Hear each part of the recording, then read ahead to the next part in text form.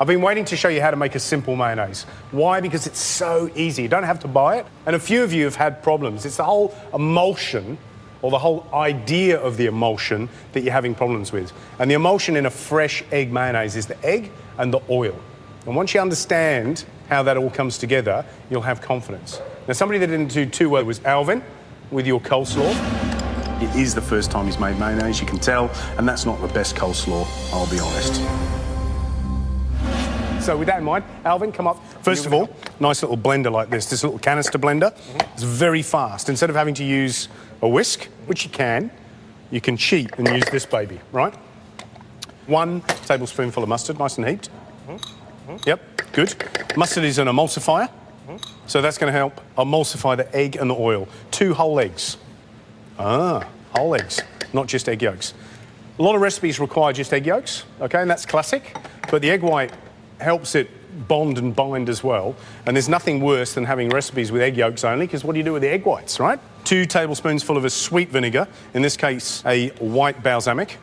And I like that little bit of sweetness, and because a lot of the bought mayonnaises have got added sugar, people get used to that flavour, but it's actually quite nice, because it's the whole acidity and sweetness thing at play again. Pinch of salt. Now, because a blender is so fast, unlike whisking by hand, which is slow, you can put a large amount of oil in to start off with, because the blades spin, bang, hundreds of times within the first few seconds. I'm going to put in a good measure of oil first, right? Click the lid on, start it off. And just give it 10 seconds. 10 seconds, on. You can see it coming together, right? Turn it off. All right, and you can see it's not split, even though it's thin, right? See how it's all emulsified together? So you can use that as a good indicator. You can put another quarter of the oil in, turn it on.